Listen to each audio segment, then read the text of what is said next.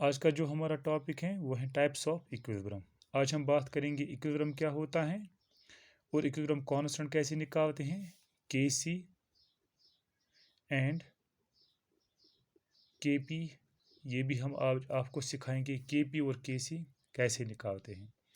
तो सबसे पहले जानते हैं टाइप्स ऑफ इक्विलिब्रियम। इक्विलिब्रियम कितने टाइप्स के होते हैं? It's of two types. क्या क्या? एक को बोलते हैं होमोजीनियस इक्विलिब्रियम, दूसरे को बोलते हैं हेटेरोजीनियस इक्विलिब्रियम। होमोजीनियस इक्विलिब्रियम, पहले इसको समझते हैं। होमोजीनियस इक्विलिब्रियम समझने के लिए हम कुछ एग्जांपल से समझेंगे, उसके बाद इसकी डेफिनेशन देखेंगे।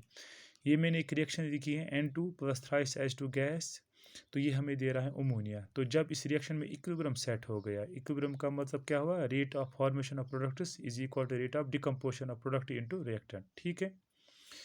अब देखो इसमें रिएक्टेंट्स क्या है? गैस में N2 भी गैस में है, H2 भी गैस में है और अमोनिया भी बढ़ रहा है गैस में, यानी कि रिएक्टेंट्स भी हैं गैस में, प्रोडक्ट्स भी बन रहा है गैस में। वो वाली रिएक्शन जिसमें रिएक्टेंट्स और प्रोडक्ट सारे के सारे या तो होंगे गैसियस स्टेट में, जिस तरह इस रिएक्शन में, या तो सारे के सारे होंगे सॉलिड स्टेट में, या तो सारे के सारे होंगे किस स्टेट में?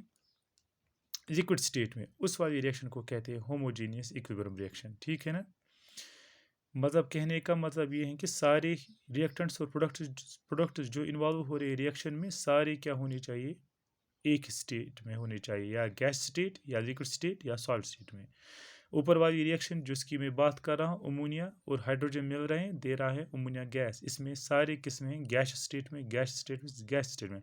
तो ये एग्जाम्पल हैं किसकी? होमोजीनियस इक्विलिब्रियम रिएक्शन की। ठीक है। अब दूसरा है एग्जाम्पल मैंने दिए हैं, PCl5 गैस स्टेट में है एक, और बना क्या रहा है? PCl3 और Cl2। तो PCl5 खुद भी गैस स्टेट में है और PCl3 भी गैस स्टेट में है और Cl2 भी गैस स्टेट में ही बन रहा है। तो सारे क्या एक स्टेट में है। तो ये इसमें भी जब इक्विलिब्रियम सेट हो गया, तो सेट होने के बाद अगर सारे प्रोडक्ट रिएक्टेंट्स एंड प्रोडक्ट्स होंगे गैस स्टेट में, तो हम बोलेंगे ये इक्विलिब्रियम रिएक्शन है। ठीक है ना। तो इसमें कौन सा इक्विलिब्रियम है? Homogeneous equilibrium. जैसे दूसरी एग्जांपल है, तीसरी वाली, ट्वाइस HI, ये किस स्टेट में है? गैस स्टेट में है, गैस स्टेट में। और ये हमें क्या दे रहा है? H2 दे रहा है और I2, दोनों क्या दे रहा है? गैस स्टेट में, खुद भी गैस स्टेट में, ये भी गैस स्टेट। और जब इक्विलिब्रियम सेट हुआ तो सारे किस में? गैस स्टेट में। तो इस इक्विलिब्रियम को कहते हैं होमोजीनियस इक्विलिब्रियम। सीधी सी बात है कि जब सारे रिएक्टेंट्स प्रोडक्ट्स जो एट इक्विलिब्रियम होंगे एक स्टेट में, या तो सॉलिड या तो लिक्विड या तो गैस, उसको कहेंगे होमोजीनियस इक्विलिब्रियम। अगर डिफरेंट स्टेट में होंगे तो उसको कहेंगे हेटेरोजीनियस इक्विलिब्रियम। अब क्या डेफिनेशन क्या लिखेंगे? Homogeneous equilibrium is one in which reactants as well as products are present in only one phase at equilibrium. समझ में आया? तो ये हमारा हो गया होमोजीनियस इक्विलिब्रियम। इसके बाद बात करते हैं हेटेरोजीनियस इक्विलिब्रियम की। ये हेटेरोजीनियस इक्विलिब्रियम, हेटेरोजीनियस इक्विलिब्रियम क्या होता है? ये पहले एग्जांपल से समझे। जैसे कैल्शियम कार्बोनेट, ये मुझे दे रहा है कैल्शियम ऑक्साइड, जिसको दूसरा नाम बोलते हैं क्विक लाइम, LIME, लाइम है यहाँ पर, क्विक लाइम। और कार्बन डाइऑक्साइड, जब कैल्शियम कार्बोनेट टूटता है, सॉलिड है, ये क्या बनाता है? क्विक लाइम, मगर ये सॉलिड होता है, और कार्बन डाइऑक्साइड गैस होता है। तो जब इक्विलिब्रियम सेट हो गया, तो ये भी ये बन गया सॉलिड स्टेट में, ये बन गया सॉलिड स्टेट में, ये बन गया गैस स्टेट में। तो इसमें एक ही स्टेट नहीं आ गई, इसमें दो स्टेट्स आ गई, गैस स्टेट और सॉलिड स्टेट। तो वो वाली रिएक्शन जिसमें एक ही स्टेट नहीं होती हैं एट इक्विलिब्रियम, जिसमें होती हैं दो या दो से ज़्यादा स्टेट्स, उसको कहते हैं हेटेरोजीनियस इक्विलिब्रियम। तो ये वाली रिएक्शन किसकी एग्जांपल है? हेटेरोजीनियस इक्विलिब्रियम की। इसी तरह है ये कंपाउंड मेरे पास NH4 COONH4, ये सॉलिड होता है और ये प्रोडक्ट्स क्या देता है? अमोनिया, ये गैस स्टेट में है और कार्बन डाइऑक्साइड भी गैस स्टेट में। तो इसमें कौन सी स्टेटस बन गई? दो स्टेटस, सॉलिड स्टेट और गैस स्टेट। तो इस वाले इक्विलिब्रियम को क्या कहते हैं? Heterogeneous equilibrium. इस तरह हमने समझा होमोजीनियस इक्विलिब्रियम क्या होता है, हेटेरोजीनियस इक्विलिब्रियम। अब हम समझेंगे calculation of KC and KP for किन के लिए? होमोजीनियस इक्विलिब्रियम के लिए। इनके लिए नहीं, क्योंकि इनके बात हम इस वीडियो में नहीं करेंगे। हम करेंगे बात खाली किन के बारे में? होमोजीनियस इक्विलिब्रियम के बारे में। ठीक है।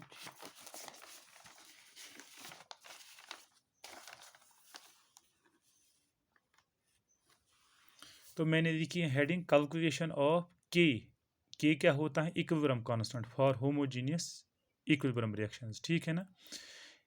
इन रिएक्शंस में इक्विलिब्रियम कांस्टेंट जो होता है, जो इक्विलिब्रियम कांस्टेंट के होता है, ये दो तरह का होता है। एक को बोलते हैं KP, दूसरे को बोलते हैं KC, ठीक है ना। एक को बोलते हैं KP, दूसरे को बोलते हैं KC। अब हम यहाँ पर सीखेंगे KC भी कैसे निकालते हैं, KP भी निकालते हैं। KC क्या होता है, equilibrium constant in terms of concentration. KB क्या होता है, equilibrium constant in terms of partial pressure, ठीक है ना। ये आपको खुद सारा समझ में आ जाएगा। मैंने एक एग्जांपल, तो ये मेरी हेडिंग हो गई, ठीक है ना। अब मैंने एक एग्जांपल ली है होमोजीनियस रिएक्शन की, PCl5 गैस मुझे दे रहा है PCl3 gas plus Cl2 gas, ठीक है ना। यहाँ तक क्लियर बात है। ये कौन सी रिएक्शन मैंने ली, होमोजेनियस इक्विलिब्रियम रिएक्शन की। अब मैं इसका निकालूंगा KC और KB। सबसे पहले मैं निकालूंगा इसका KC, उसके बाद जब KC निकालेंगे उसके बाद आपको दिखाएंगे KP कैसे निकालते हैं, ठीक है ना। KC इक्विलिब्रियम कांस्टेंट किसी भी रिएक्शन का किस तरह लिखते हैं, consent products divided by reactants. अब चूंकि यहाँ पर है इन टर्म्स ऑफ कॉन्सेंट्रेशन, हम लिखेंगे concentration of products divide by concentration of reactants. वही मैंने K equilibrium constant in terms of concentration is equal to concentration of products. Product कौन सा है, PCl3 है और Cl2 है, PCl3 और Cl2, और रिएक्टेंट क्या है, PCl5 डिवाइड बाय Cl5। तो concentration of products divide by concentration of reactants. तो इस तरह हमारा इक्विलिब्रियम कांस्टेंट लिखा जाता है, ठीक है ना। अब अगर हमें पता होगी concentration of PCl3, concentration of Cl2 भी पता होगा, कॉन्सेंट्रेशन ऑफ PCl5 भी पता होगा। ये इसमें क्या, ये स्क्वायर ब्रैकेट्स का मतलब ही होता है एक्टिव कॉन्सेंट्रेशन। तो कॉन्सेंट्रेशन रिप्रेजेंट कैसे करते हैं, इन स्क्वायर ब्रैकेट्स से ही करते हैं। तो इसका मतलब होता है एक्टिव कॉन्सेंट्रेशन, ठीक है ना। एक्टिव कॉन्सेंट्रेशन का क्या मतलब होता है कि PCl5 में कितना कन्वर्ट हो जाएगा PCl3 में और Cl2 में। सारा तो नहीं होता है कन्वर्ट, इसमें कितना पोर्शन कन्वर्ट होता है PCl3 में और Cl2 में। जितना वो पोर्शन कन्वर्ट होता है ना, उसी को कहते हैं एक्टिव कॉन्सेंट्रेशन, और वो दिखाते हैं ऐसे इन स्क्वायर ब्रैकेट से, ठीक है ना। तो ये है active concentration of PCl3, active concentration of Cl2 and active concentration of PCl5। समझ में आया। अगर आपको पता होगी आप concentration of PCl3, concentration of Cl2, concentration of PCl5, हम आराम से निकाल सकते हैं KC का वैल्यू क्या आ जाएगा। अब हम किस तरह निकालते हैं कॉन्सेंट्रेशन, हमें पता है कॉन्सेंट्रेशन किसके बराबर होती है, number of moles divided by volume in litres, ठीक है ना। अब ये मानो मेरे पास एक रिएक्शन वेसल है, ठीक है ना, ये क्लोज्ड है, ये क्या है, मेरी क्लोज्ड वेसल है, क्लोज्ड है। तो यहाँ से प्रोडक्ट से रिएक्टेंट्स बाहर नहीं जा रहे। अब जितना ये वॉल्यूम बनाएगा वो फिक्स्ड होगा ना, मैं मानता हूँ उसका वॉल्यूम है V लीटर्स, ठीक है ना। इसी में प्रोडक्ट्स भी हैं, इसी में रिएक्टेंट्स भी बन रहे हैं, ठीक है ना। यहाँ तक आया समझ में। तो वॉल्यूम मैंने माना फिक्स्ड, तो ये वाली टर्म मुझे पता, इसका मैंने माना V है फिक्स्ड। अब मुझे खाली सीखना है नंबर ऑफ मोल्स निकालना। नंबर ऑफ मोल्स कैसे सीखेंगे, मैं ये रिएक्शन यहाँ पर लिखता हूँ, PCl5 गैस स्टेट में मुझे दे रहा है PCl3 gas plus Cl2 gas, ठीक है ना। अब देखो जब टाइम 0 था, जब ये रिएक्शन स्टार्ट नहीं हुई थी, उस वक्त ये होगा ना 100%। इसके जितने मोल्स मैंने लिए थे वो A मोल्स मानो मैंने लिए, वो होंगे 100% मोल्स। तो ये अभी जब रिएक्शन स्टार्ट ही नहीं हुई तो ये होगा ना 0, तो ये होगा 0 और Cl2 भी होगा 0। लेकिन जब रिएक्शन स्टार्ट होगी, हम मानते उस वक्त क्या टाइम किसके बराबर था, T के बराबर। तो इसमें से कुछ पोर्शन कन्वर्ट हो जाएगा ना PCl3 और Cl2 में। इसमें से PCl5 जितना मैंने लिया था A मोल्स में से कुछ मोल्स खर्च हो जाएंगे किस में, PCl3 बनाने में और Cl2 बनाने में। मैं मानता हूँ वो कितने मोल्स है, मैं मानता हूँ X मोल्स इसमें कन्वर्ट हो गए किस में, PCl3 और Cl2 में। तो A मोल्स तो मेरे 100% मोल्स थे, इसमें से कितने खर्च हो गए, -X खर्च हो गई किस में, PCl3 बनाने में और Cl2 बनाने में। तो अब एट टाइम T ये कितना रह गया, अब ये कितना रहेगा, इनिशियली था तो ये A, अब A में से X निकाला मैंने -X, तो A -X ही बचेगा ना। अगर मानो फॉर एग्जाम्पल ये मेरे पास 1 था 100%, इसमें से 10 मोल्स खर्च हो गए, मानो X मोल्स में लिखो ना 1 - X। इसी तरह मैंने माना इनिशियली ये A था, तो इसमें से खर्च कितने हुए X मोल्स, तो मैं लिखूंगा ये बचा कितना, A - X। समझ में आया। तो number of moles of PCl5 remained at time T कितना है, A - X। तो जब इसमें X खर्च हुए वो बनाए ना, उसने क्या बनाया PCl3, वो मानता हूँ मैं X मोल्स बने PCl3 के और X मोल्स बने Cl2 के। तो at time T number of moles of PCl3 कितना है X, and number of moles of Cl2 at time T कितना बना X, ठीक है। निकले मुझे नंबर ऑफ मोल्स, यही मुझे यहाँ पर डालने थे ना नंबर ऑफ मोल्स। अब अलग अलग अलग निकालता हूँ हर किसी कॉन्सेंट्रेशन। अब मैं निकालता हूँ concentration of PCl3, concentration of PCl3 वो किसके बराबर था, किसी की कॉन्सेंट्रेशन किसके बराबर होती है, number of moles divide by volume in litres. अब कॉन्सेंट्रेशन PCl3 किसके बराबर होगा, नंबर ऑफ मोल्स कितने एक्स, ये तो मुझे यहाँ पर पता है PCl3 के कितने मोल्स एट टाइम टी है एक्स, तो वही मैंने लिखा एक्स, ठीक है ना, divide by volume we, volume तो मैंने फिक्स्ड माना ना, मैं मानता हूँ वॉल्यूम है वी है वो, तो मैंने लिखूंगा नंबर ऑफ मोल्स हैं एक्स और वॉल्यूम इसका वी है, तो कॉन्सेंट्रेशन ऑफ PCl3 किसके बराबर होगी, एक्स बाई वी। यहाँ तक आया समझ में। अब कॉन्सेंट्रेशन ऑफ PCl3 किसके बराबर होगी, अब देखो at time T number of moles of PCl5 किसके बराबर हैं, ए माइनस एक्स है ना, बचे ना कुछ टाइम के बाद ए माइनस एक्स, तो नंबर ऑफ मोल्स कितने हैं, ए माइनस एक्स, वही मैंने लिखा A minus X divided by volume, volume मैंने माना ना फिक्स, डिवाइड बाई वी, यहाँ पर वी टर्म है ना, डिवाइड बाई वी, तो आया मुझे कॉन्सेंट्रेशन इसकी भी, ठीक है ना। अब कॉन्सेंट्रेशन Cl2 भी लिखेंगे, कितने मोल्स हैं एक्स के, क्लोरीन के एक्स हैं, ठीक है ना, और कितना वॉल्यूम है, वॉल्यूम मैंने फिक्स्ड माना वी, क्योंकि नंबर ऑफ मोल्स ऑफ किसके मुझे निकालने, डिवाइडेड वॉल्यूम, वॉल्यूम तो मैंने माना वी ही, तो क्लोरीन के कितने हैं एक्स बाई वी, ठीक है ना। अब मुझे कॉन्सेंट्रेशन ऑफ PCl3 भी पता चली, कॉन्सेंट्रेशन ऑफ Cl2 भी पता चली और कॉन्सेंट्रेशन ऑफ PCl5 भी पता चली। अब मैं ये वैल्यूज़ इस इक्वेशन में सब्स्टिट्यूट करूँगा, ठीक है ना।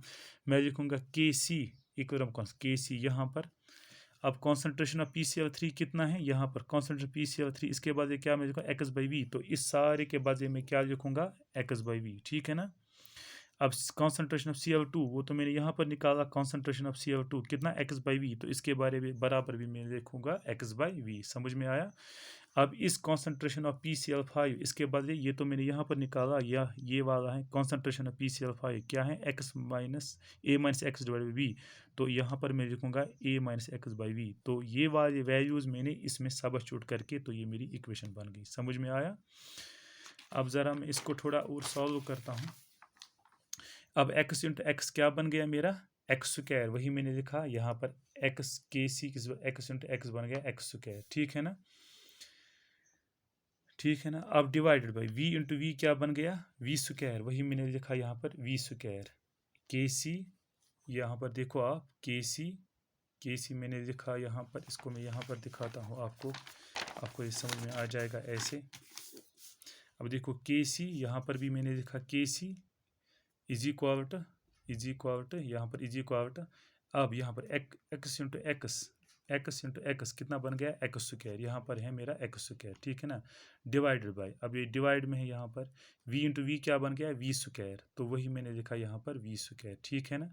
अब इसके बाद ये बड़ा डिवाइड है, ये वाला बड़ा डिवाइड, और वही मैंने लिखा ये बड़ा डिवाइड, ठीक है ना यहाँ पर। उसके बाद नीचे क्या है ए माइनस एक्स, वही मैंने लिखा यहाँ पर ए माइनस एक्स, ठीक है ना। उसके बाद नीचे क्या है वी, वही मैंने वी लिखा, ठीक है ना। तो आया यहाँ तक समझ में।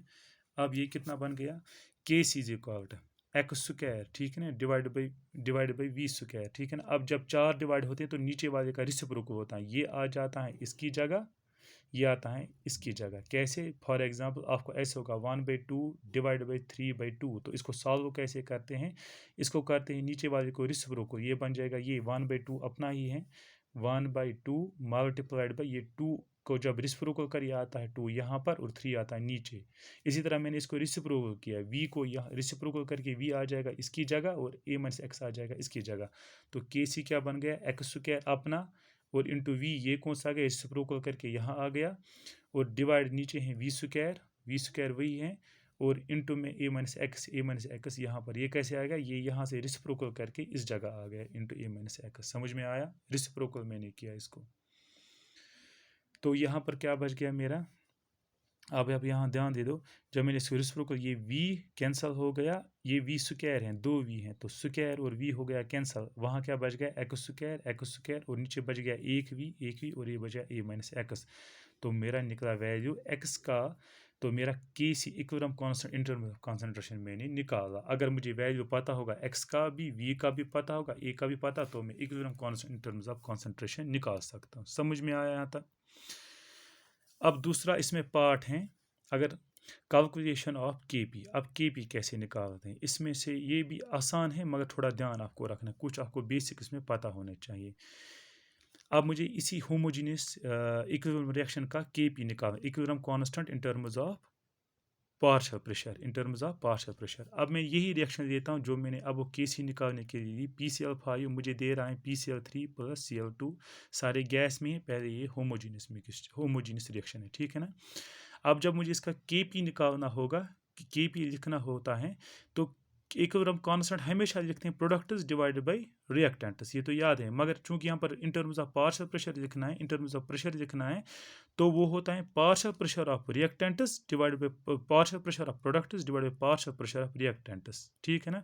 अब लिखने का तरीका क्या है, ये ऐसा स्मॉल p लिखते हैं, इसका मतलब है partial pressure of PCl3 into partial pressure of Cl2, ये ऐसे P लिखा, partial pressure of Cl2 divided by partial pressure of PCl5, ठीक है ना। तो लिखने का तरीका Kp लिखने का तरीका यही होता है। Kp लिखते हैं partial pressure of PCl3 partial pressure of Cl2 divide by partial pressure of PCl5, ठीक है ना। P का मतलब क्या होता है यहाँ पर, ये P मुझे क्या रिप्रेजेंट करते हैं, पार्शियल प्रेशर, ठीक है ना। अगर मुझे पता होगा पार्शियल प्रेशर कितना है PCl3 का, पार्शियल प्रेशर कितना है Cl2 का, पार्शियल प्रेशर कितना है PCl5 का, तो मैं आराम से निकाल सकता हूँ Kp का क्या वैल्यू होगा। तो अब हम पहले सीखेंगे पार्शियल प्रेशर कैसे निकालते हैं। किसी भी चीज़ का पार्शियल प्रेशर जो होता है ना, किसी भी गैस का पार्शियल प्रेशर होता है, वो होता है बराबर mole fraction into total pressure. किसी भी चीज़, किसी भी गैस का पार्शियल प्रेशर जो होता है, वो होता है बराबर mole fraction into total pressure. इतना आपको याद रखना है, ये फॉर्मूला होती है, ये हम पढ़ाते हैं सॉल्यूशंस में।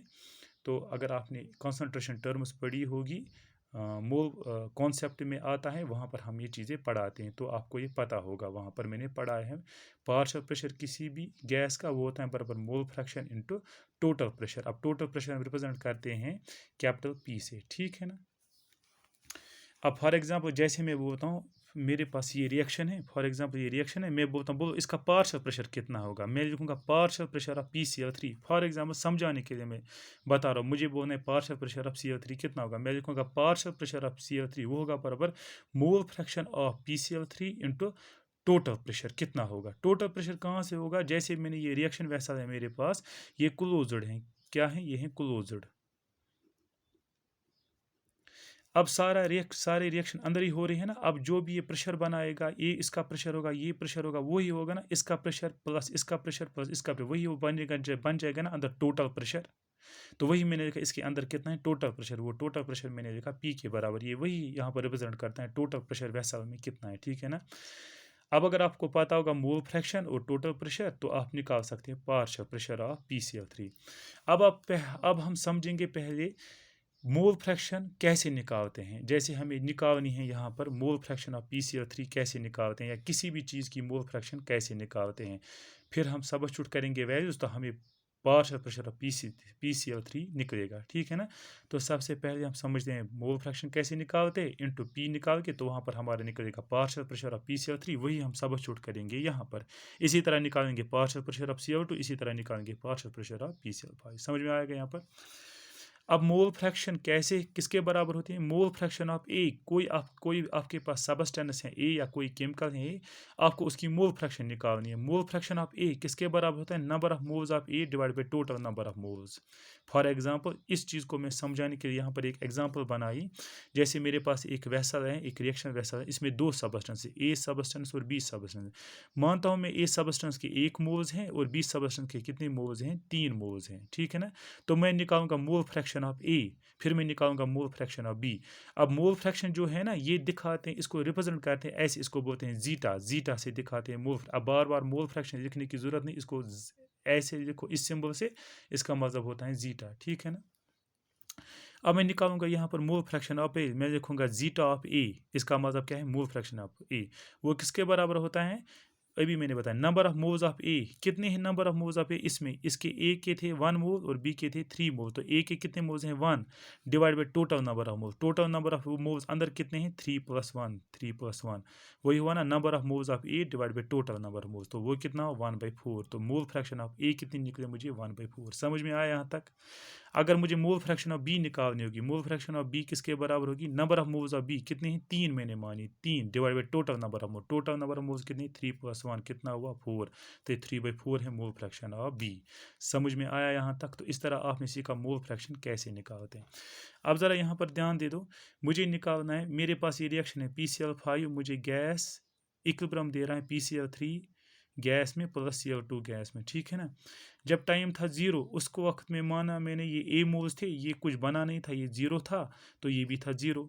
जब टाइम T था तो इसमें से कुछ पोर्शन टूटा ना, वो उसने बनाया PCl3 और Cl2। मैं मानता हूँ वो उसमें से कितना टूटा, मैं मानता हूँ x टूटा। तो ये कितना बचा आप एट टाइम T कितना बचा, A माइनस एक्स बचा। तो ये कितना रहा मेरे बना x बना, ये बना मेरे पास x। समझ में आया यहाँ तक।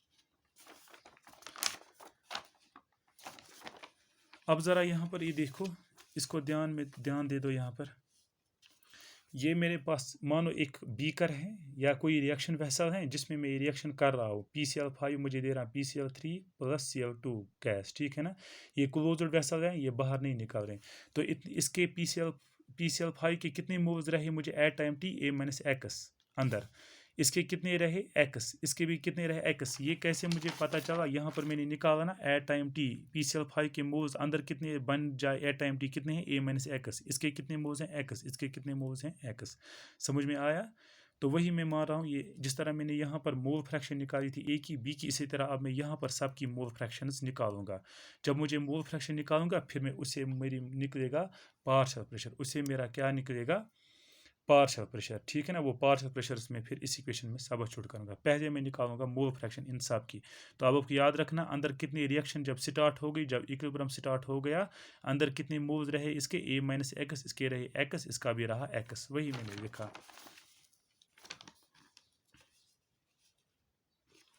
अब देखो ये क्लोज्ड वेसल है, इसके कितने मोल्स रहे A माइनस एक्स, इसके भी कितने हैं x मोल्स रहे, इसके भी x मोल्स रहे।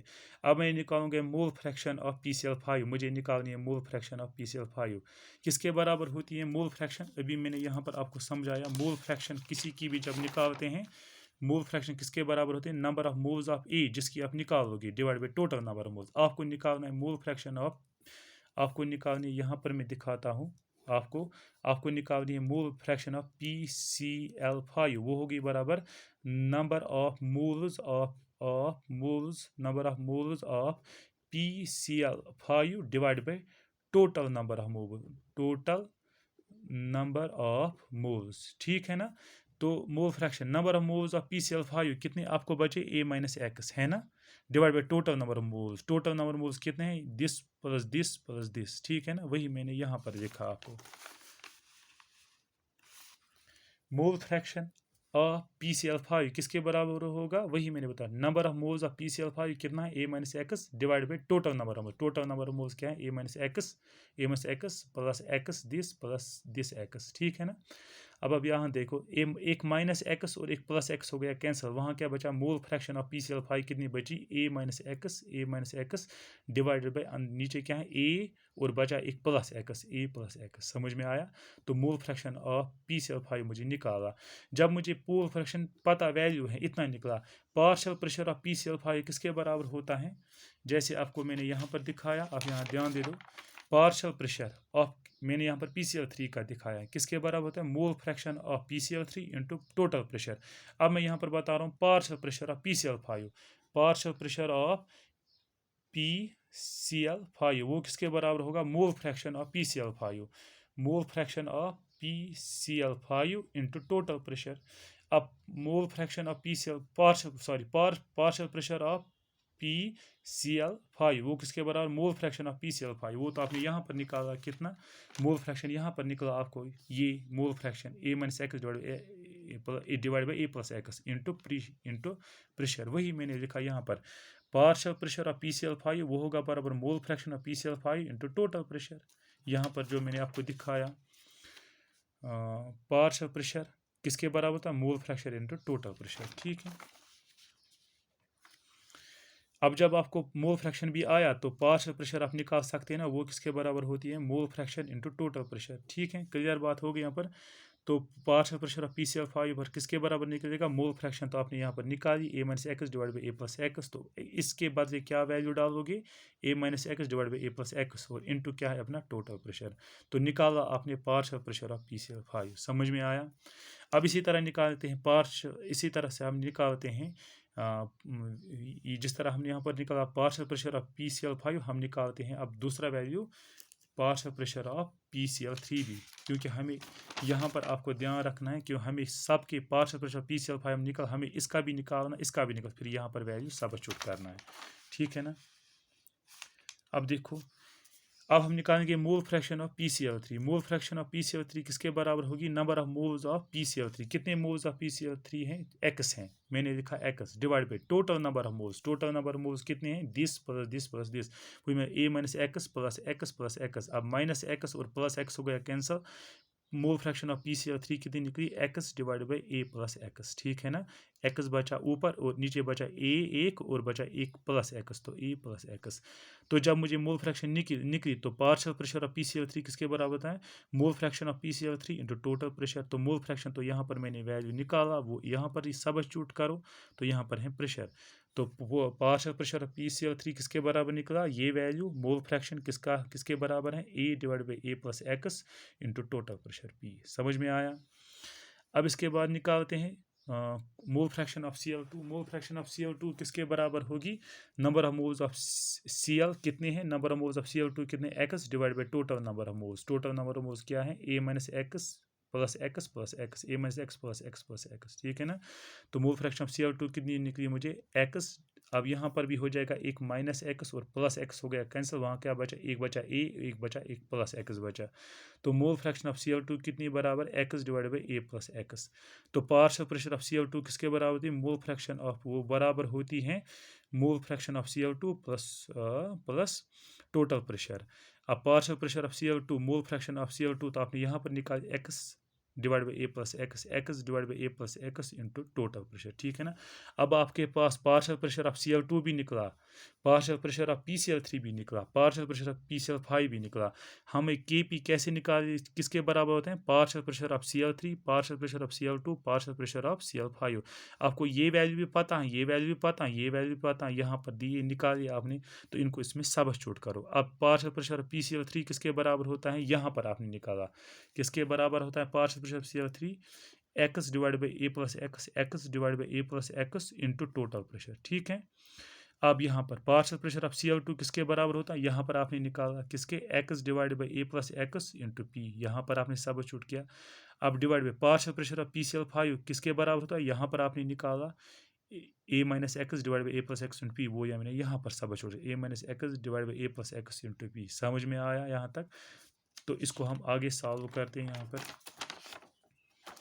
अब देखो, यही मेरा रहा Kp is equal to X.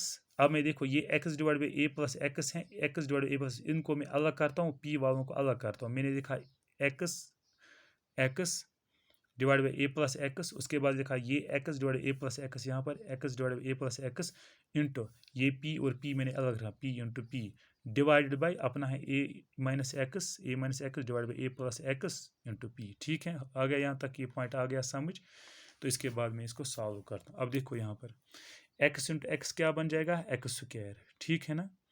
अब यहाँ ध्यान दे दो, देखो ये एक p और ये एक p हो गया कैंसल, वहाँ क्या बचा? x इंटू एक्स हुआ एक्स स्क्वायर, ठीक है ना। x इंटू एक्स हुआ एक्स स्क्वायर, लिखा मैंने यहाँ पर एक्स स्क्वायर, और बचा इसमें से एक p, वो लिखा मैंने यहाँ पर।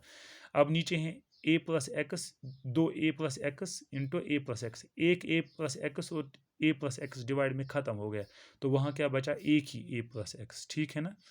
अब यहाँ पर ये बड़ा डिवाइड है, ठीक है ना, और बड़े डिवाइड के नीचे क्या है? क्या बचा हमारा? a माइनस एक्स, तो ये बचा a माइनस एक्स, पी भी हो गया कैंसल, a प्लस एक्स भी हो गया, तो बचा खाली a माइनस एक्स।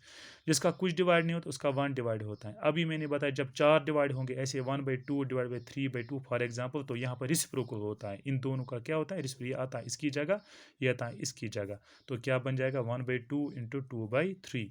इसी तरह यहाँ पर रिसिप्रोकल हो जाएगा, 1 आ जाएगा इसकी जगह और ये आ जाएगा इसकी जगह, ठीक है ना। तो क्या बन गया मेरा? K p किसके बराबर है? एक्स स्क्वायर अपना यही है, P अपना यही है, और रिसिप्रोकल करके 1 आ गया इसकी जगह, इंटू 1 लिखा डिवाइड में, और यहाँ पर अपना डिवाइड है, यहाँ पर है a प्लस एक्स अपना, और जब मैंने इसको रिसिप्रोकल करके ये आ गया इसकी जगह, ये बन गया यहाँ पर a माइनस एक्स, ठीक है ना। तो K p किसके बराबर निकला मेरा? X square, this x square into P into 1, वो होता है एक्स स्क्वायर इंटू पी के बराबर, ठीक है ना। और नीचे क्या बचा? a plus X into A minus x, ठीक है ना। तो के पी किसके बराबर निकला? X square into P divide by A plus X into A minus x, ये फार्मूला होती है ए प्लस बी इंटू ए माइनस बी, ये किसके बराबर होता है, ये होता है ए स्क्वायर माइनस बी स्क्वायर के बराबर, ठीक है ना। तो यहाँ पर ये ए प्लस एक्स इंटू ए माइनस एक्स, ये किसके बराबर है, ए स्क्वायर माइनस एक्स स्क्वायर। तो ये हमारा वैल्यू निकला के पी फॉर दिस रिएक्शन। तो अगर हमें एक्स का वैल्यू पता होगा, प्रेशर टोटल प्रेशर पता होगा, ए का वैल्यू पता होगा, तो हम यहाँ पर के पी निकाल सकते हैं। तो इस तरह हमने के पी और के सी निकाला एक होमोजीनियस रिएक्शन का। अब दूसरे वीडियो में सिखाऊंगा आपको इस पे कैसे न्यूमेरिकल्स सॉल्व करते हैं, नीट बेस्ड न्यूमेरिकल हम कैसे इसमें सॉल्व करेंगे। अगर आपको ये अच्छा वीडियो लगा होगा तो आप इसको प्लीज़ कमेंट, इस पर कमेंट कीजिए और शेयर कीजिए। Thank you very much.